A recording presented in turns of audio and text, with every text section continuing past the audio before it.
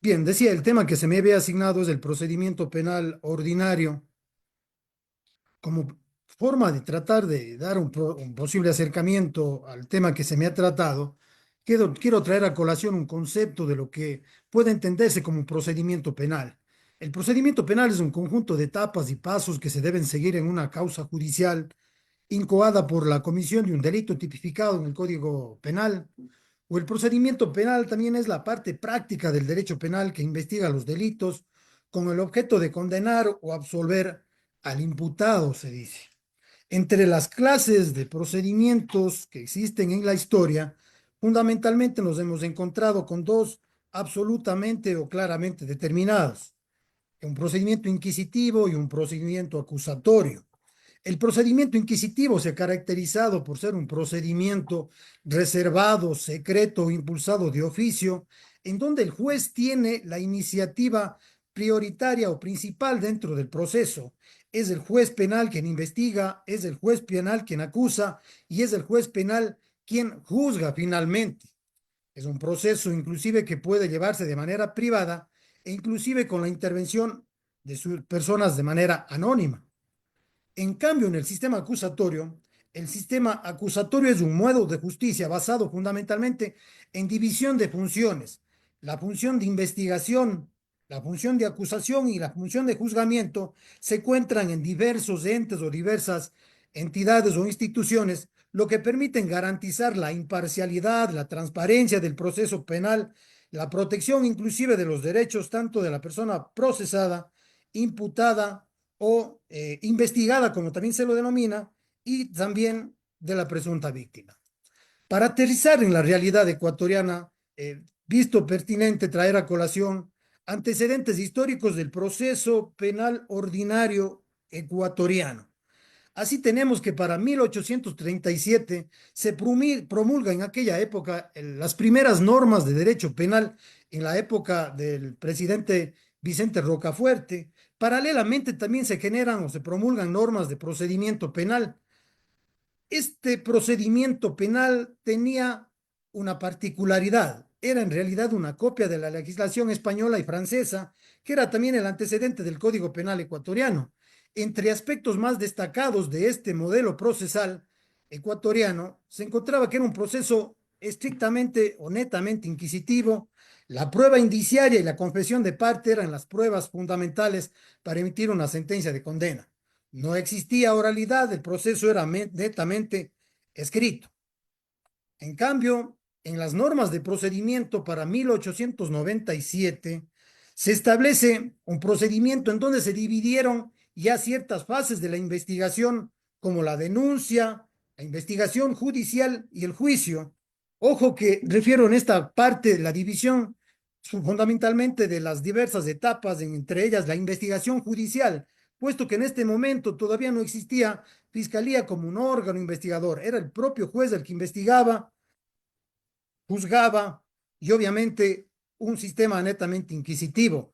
La presunción de inocencia estaba absolutamente limitado, la intervención de la defensa existía en la intervención de la defensa, pero igualmente sin igualdad de condiciones. En lo fundamental, la participación del juez dentro del proceso era preponderante.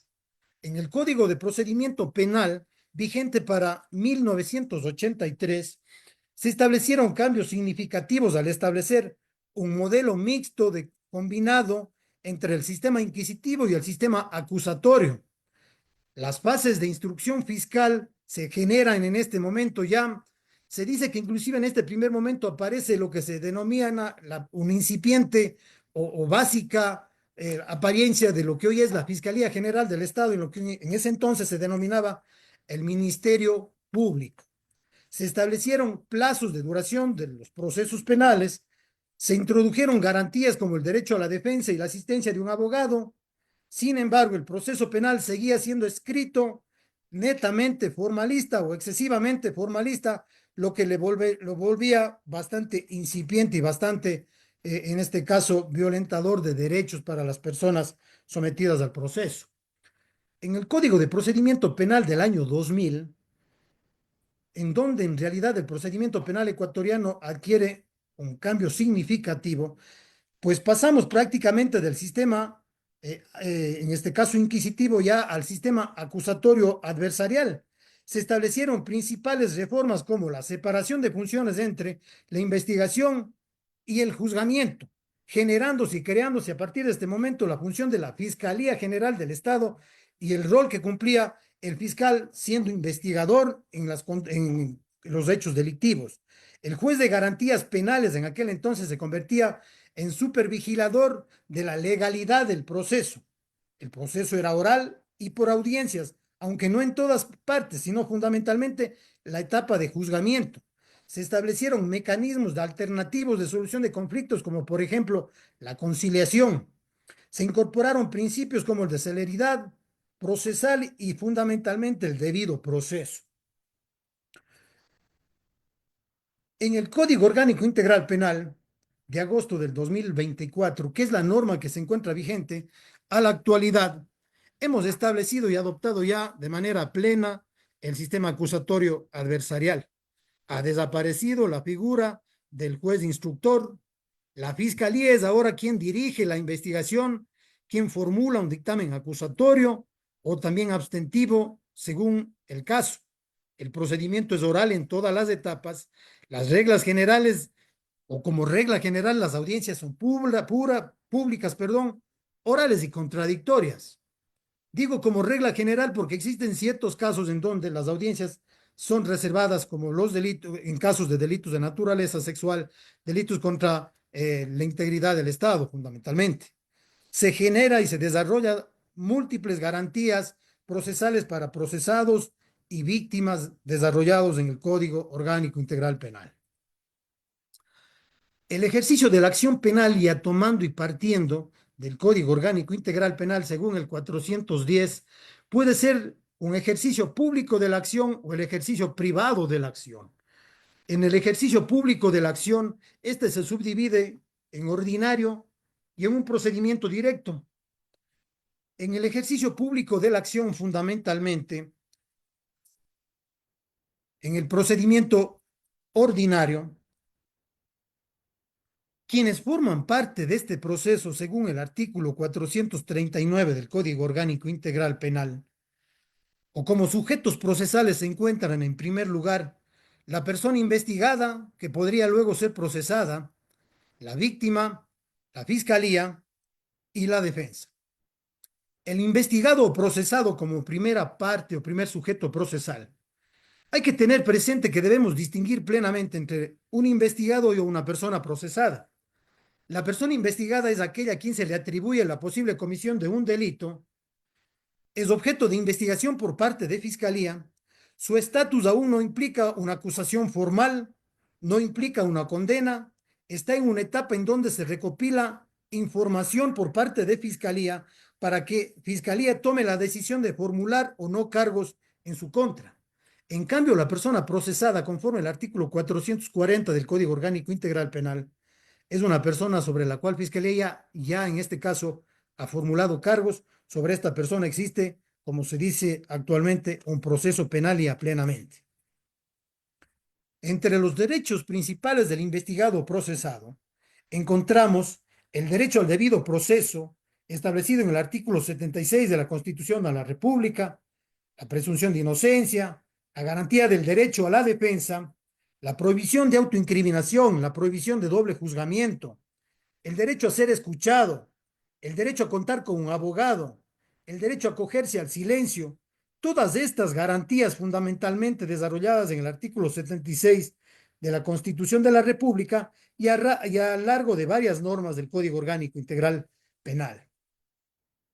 El segundo sujeto procesal del procedimiento penal ordinario es la víctima y conforme al artículo 441 del Código Orgánico Integral Penal, se consideran como víctimas a las personas naturales o jurídicas que de manera individual o colectiva han sufrido de forma directa o indirecta un daño a un bien jurídico protegido como consecuencia o como resultado del hecho delictivo.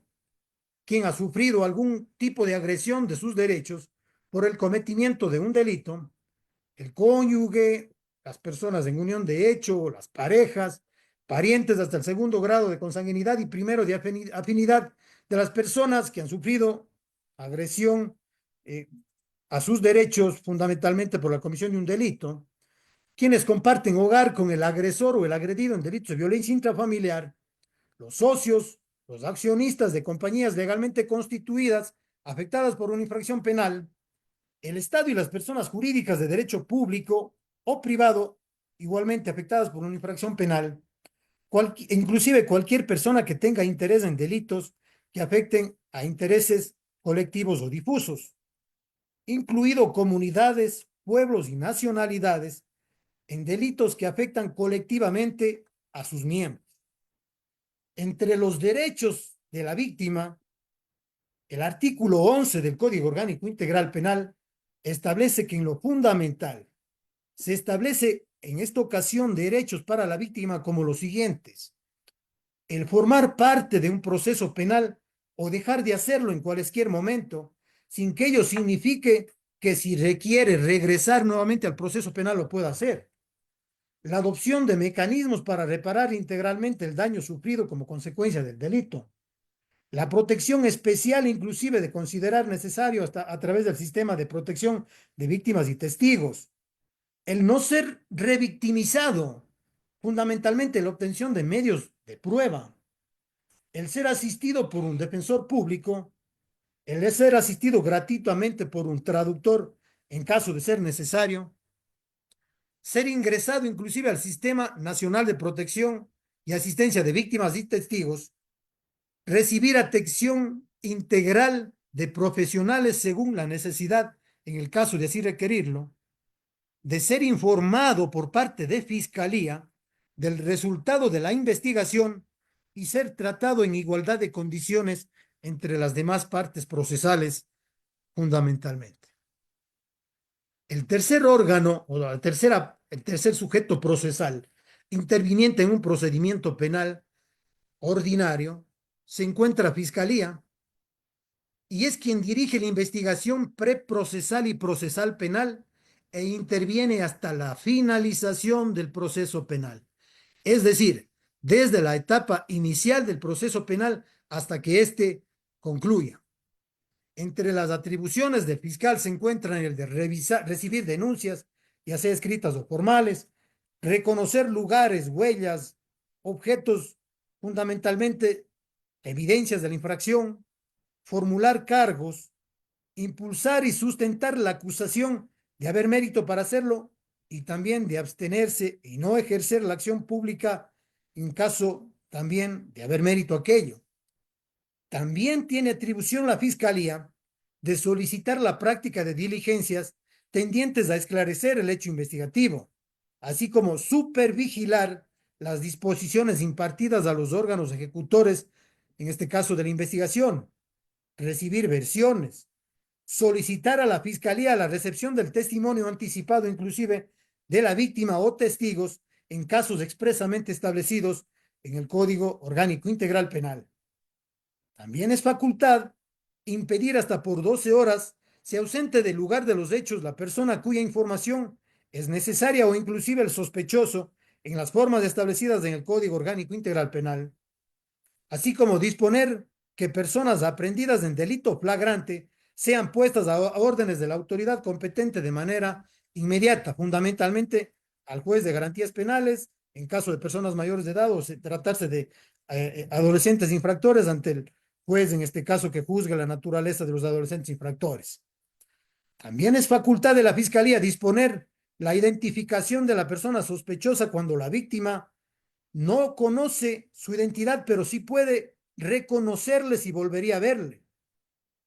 Facultad también de Fiscalía solicitar medidas cautelares y de protección en los momentos procesales oportunos al señor juez de garantías penales. El ordenar peritajes integrales, incluidos levantamientos de escena del crimen. La posibilidad también de aplicar el principio de oportunidad y disponer la clausura de escenas del crimen hasta por 30 días con prórroga inclusive de 30 días más, es decir, 60 días en casos expresamente establecidos también en el Código Orgánico Integral Penal.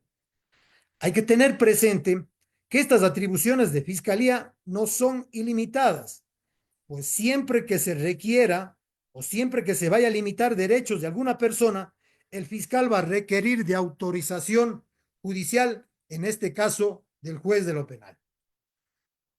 La cuarta parte procesal, o otra parte procesal, es la defensa, y esta estará siempre a cargo de un abogado, primero de elección de la persona investigada o procesada, y de no contar con él la posibilidad de una defensoría pública o el defensor público que intervenga en su defensa, a más de que pueda también la persona procesada o la persona investigada en el primer momento ejercer su defensa material, es decir, poder defenderse a sí mismo siempre con la vigilancia de un abogado en este caso. Es decir, la defensa puede ser de carácter público o carácter privado. En el caso de la defensa privada, obviamente actuará siempre y cuando la persona investigada o procesada o inclusive la víctima contrate los servicios profesionales de un abogado. Pero en el caso de no disponer de recursos o simple y llanamente no designar un abogado, el Estado ecuatoriano está en la obligación de, en este caso, proveerle defensa pública a través de la Defensoría Pública, y el artículo 451 del Código Orgánico Integral Penal establece y garantiza a la defensa de las personas a través de la Defensoría Pública, estableciendo, y es obligación de la Defensoría Pública, garantizar el pleno e igual acceso de la justicia a las personas que en su estado de inocencia, de indefensión o condición económica, social o cultural no puedan contratar los servicios de una defensa legal privada para protección de sus derechos.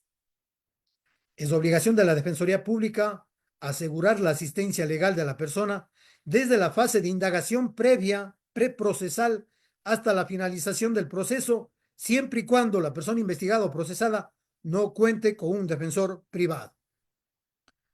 Las etapas del procedimiento penal ordinario. Doctrinariamente, el procedimiento penal ordinario se ha dividido en las siguientes etapas. Una primera etapa de investigación, o también denominada de indagación previa. Una segunda etapa denominada intermedia o de instrucción. Una tercera etapa, la denominada de juicio. Una cuarta etapa, la denominada de impugnación o recursos. Es fundamental tener presente que, de conformidad con el artículo 589 del Código Orgánico Integral Penal, se reconoce como etapas del procedimiento penal ordinario la instrucción, la evaluación o preparatoria de juicio y la etapa de juicio, sin reconocer la etapa de indagación previa y la etapa de impugnación o recursos, que desde el punto de vista doctrinario se consideran también parte del procedimiento penal ordinario.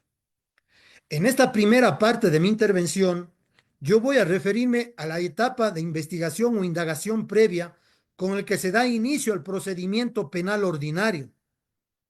La indagación previa o preprocesal está constituida por actos que se van cumpliendo fundamentalmente y que sirven para dar sustento a la decisión fiscal de acusar o no.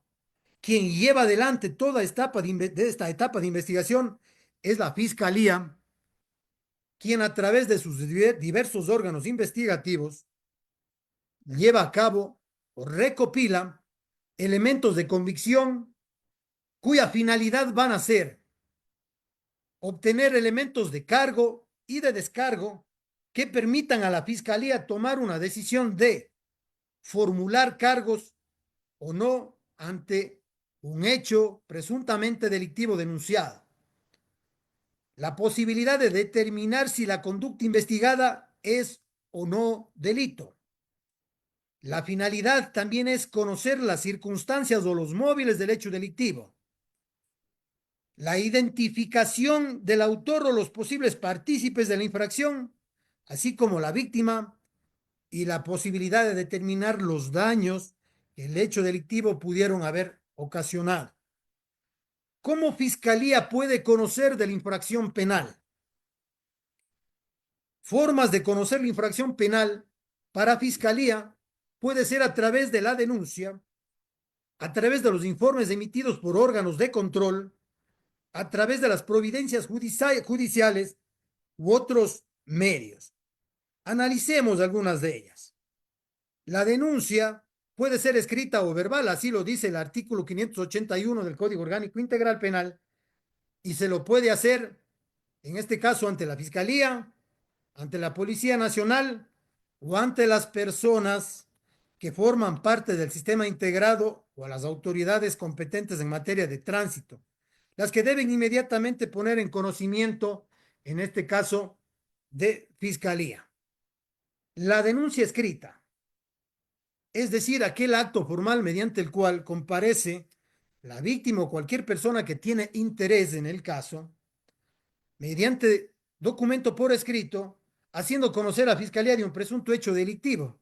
Según el artículo 430 del Código Orgánico Integral Penal, debería contener este documento por lo menos lo siguiente: la individualización del denunciante, la relación clara y precisa de la infracción y, de ser posible, indicación del lugar, día y hora en el que se habría cometido la infracción, así como la individualización de autores o cómplices, si se los conoce, como también individualizar posibles testigos, a la posible víctima y la determinación de los daños acusados.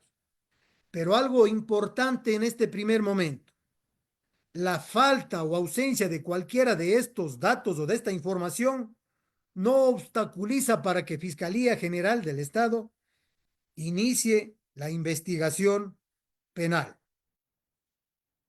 Si bien decíamos anteriormente que cualquier persona puede denunciar, sin embargo, existen personas que están obligadas a hacerlo por el rol que cumplen. El artículo 422 del Código Orgánico Integral Penal establece que las servidoras o servidores públicos que en el ejercicio de sus funciones conozcan de la comisión de un presunto delito contra la eficacia de la administración pública están obligados a denunciar. Los profesionales de la salud que en establecimientos públicos o privados conozcan igualmente de la comisión de un presunto delito están también obligados a denunciar. Las o los directores educativos u otras personas de instituciones educativas también están obligados a denunciar por posibles delitos cometidos en dichos centros educativos.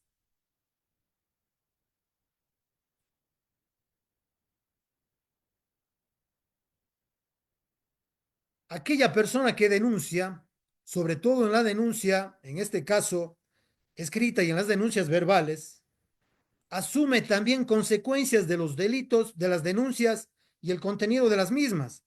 El artículo 431 del Código Orgánico Integral Penal establece que el denunciante, si bien no es parte del proceso, responde en los casos de denuncias declaradas como maliciosas o temerarias.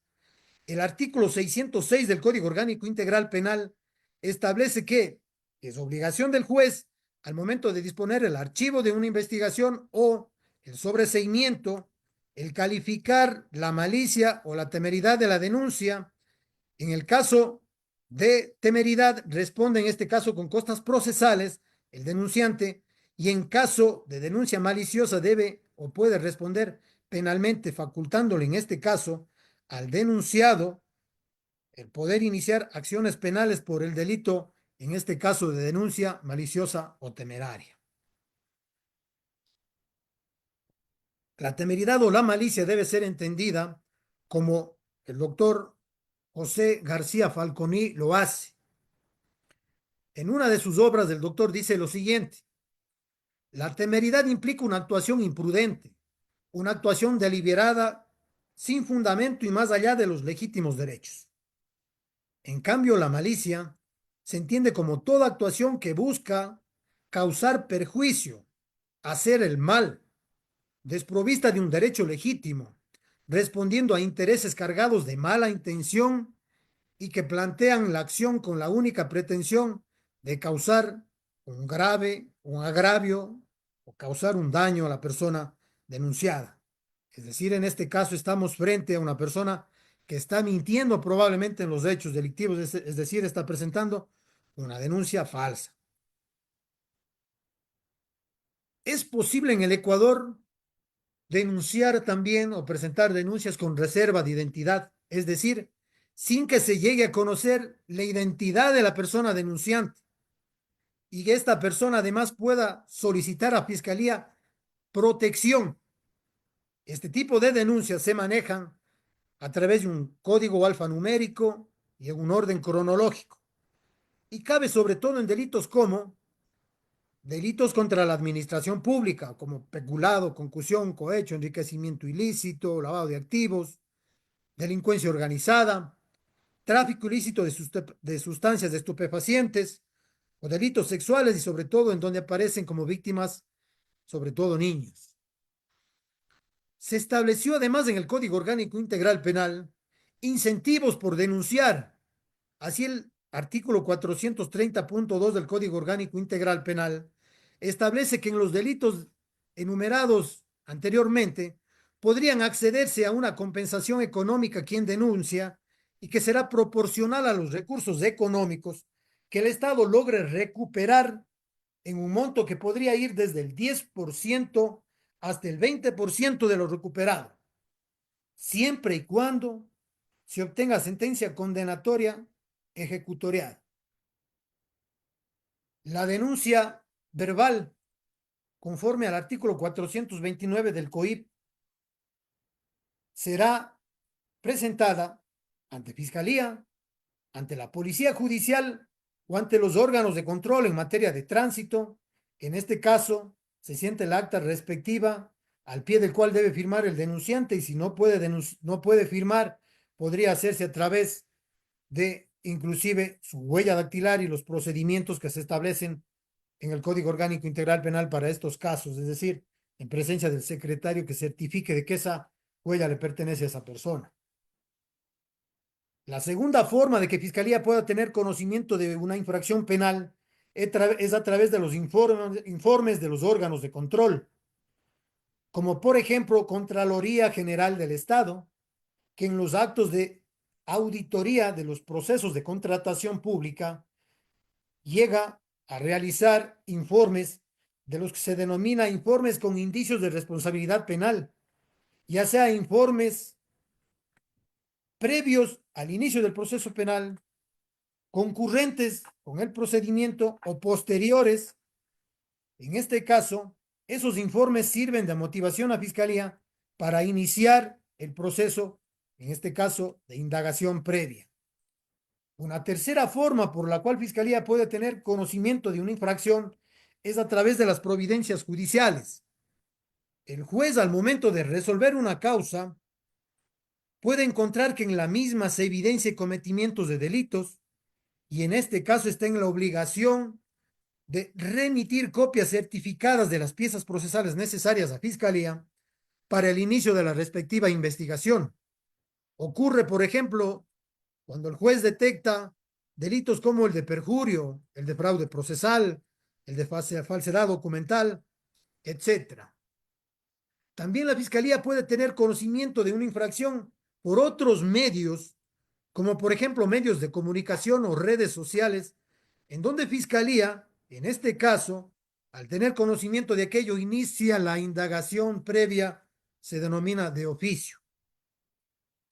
La fase de la indagación previa, según el artículo 584 del Código Orgánico Integral Penal, la indagación previa debe ser reservada, es decir, todo el proceso de investigación preliminar, preprocesal, desde la presentación de la denuncia y la recopilación de los elementos de convicción por parte de Fiscalía, hasta tomar una decisión de formular o no cargos, tiene el carácter de reservado y no puede ser público, aun cuando la denuncia sí tiene el carácter de ser pública. No así los resultados de la investigación.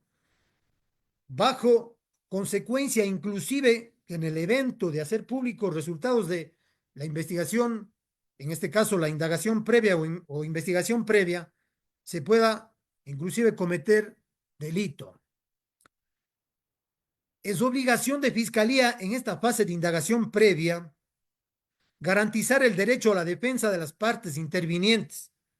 Así el artículo 282, numeral 3 del Código Orgánico de la Función Judicial obliga a Fiscalía el garantizar el derecho a la defensa desde la fase preprocesal, es decir, desde la propia indagación previa. La Constitución de la República, en el artículo 76, numeral 7, letra A, nos dice también que nadie puede ser privado del derecho a la defensa en ningún estado o grado del procedimiento.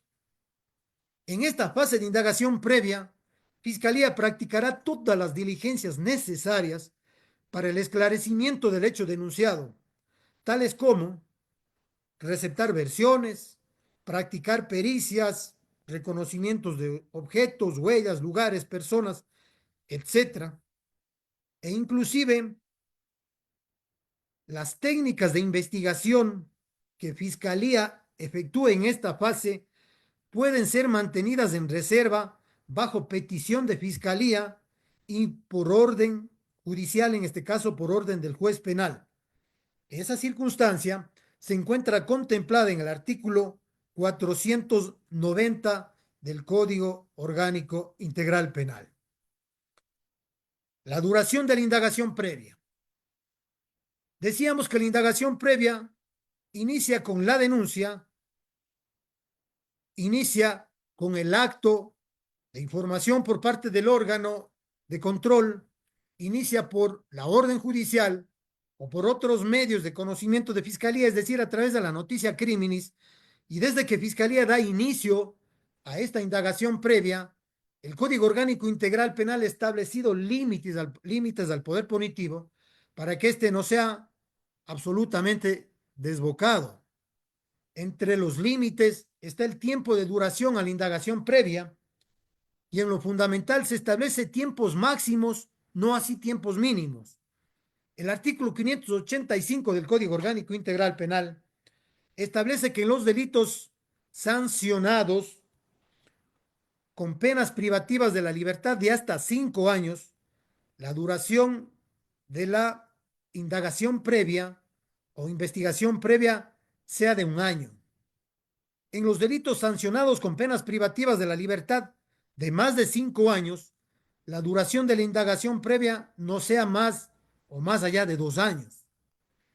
En casos de desaparición de personas, es decir, en los delitos de desaparición de personas, no se puede concluir la investigación fiscal hasta que la persona aparezca o se cuente con elementos necesarios para formular una imputación por el delito que corresponda. Es decir, existe un tiempo limitado dentro del cual Fiscalía puede realizar esta fase de indagación preliminar para obtener elementos de convicción que al final le pueden servir para tomar una decisión de formular o no formular cargos. ¿Cómo termina una indagación previa o investigación previa? La indagación previa puede terminar, en primer lugar, por archivo o petición de archivo realizada por Fiscalía y, en segundo lugar, por la petición de formulación de cargos, diligencia con la cual se inicia la siguiente etapa del procedimiento penal ordinario, que es la etapa de instrucción o instrucción fiscal, también ya denominada por los doctrinarios como una etapa intermedia. El archivo de la investigación previa, de conformidad con el artículo 566 del Código Orgánico Integral Penal, se debe dar en las siguientes circunstancias. En primer lugar, cuando se ha excedido los plazos señalados para la investigación, referidos en el caso anterior, 1 o 2 años según el tema, y Fiscalía no ha obtenido elementos suficientes para formular cargo. En el segundo caso, cuando de los elementos de convicción recopilados por Fiscalía se llegue ciertamente a concluir que el hecho denunciado no constituye delito. Una tercera circunstancia es la existencia de algún obstáculo legal insubsanable para el inicio del proceso penal.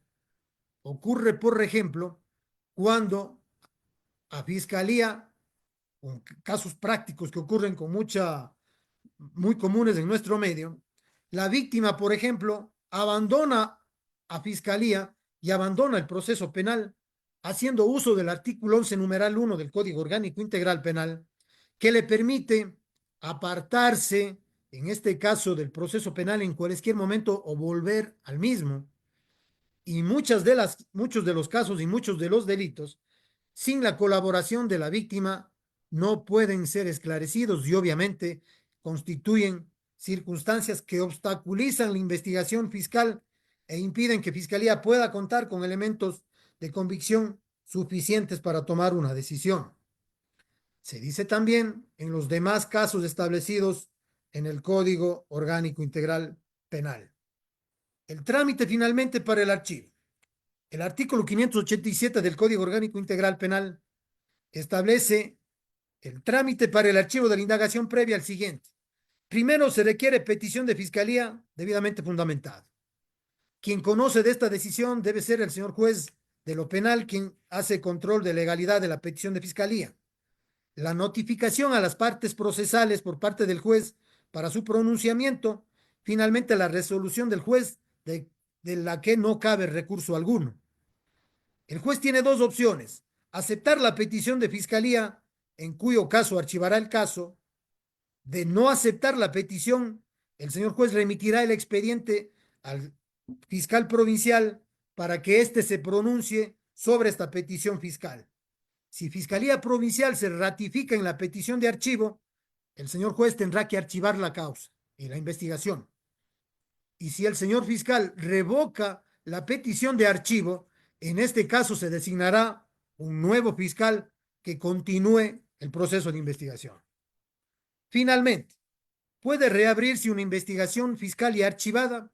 La respuesta es sí, pero en los siguientes casos: cuando aparezcan elementos de convicción nuevos y trascendentales para el caso que antes no se encontraban en el expediente, siempre, además, que el delito no haya prescrito, tomando en consideración las reglas generales de prescripción de los delitos. Esta es la primera fase del procedimiento penal ordinario del cual yo he tratado. Decía que existen otras fases como la intermedia o de instrucción fiscal, la etapa de juicio y etapa de recursos, que serán tratados por los siguientes panelistas que en la noche de hoy van a intervenir. Este es el proceso penal que nosotros tenemos. No es el que queremos, pero al menos ese es el que nosotros tenemos. Puede tener ciertamente falencias, sin embargo es un proceso en formación. El mismo Código Orgánico Integral Penal ha tenido múltiples reformas y obviamente se ha establecido una serie de garantías para las personas procesadas o investigadas según el caso, y también para la víctima, en donde ha tomado protagonismo, ahora sí, en nuestro nuevo sistema o nuestra realidad procesal. Esta es mi intervención. Agradezco la gentileza y la bondad de ustedes por haberme escuchado. Muchísimas gracias.